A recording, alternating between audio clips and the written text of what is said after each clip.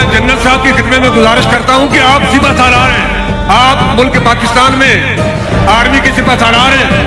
आपकी खिदमत में गुजारिश है कि तहरीक लब्बैक के प्लेटफॉर्म से पहले भी ये आवाज बुलंद हुई थी कि हम 15 लाख मुजाहिदीन पेश करते हैं। आप अदा के लिए हमारी सिर्फ इतनी गुजारिश है, आप बॉर्डर खोल दें।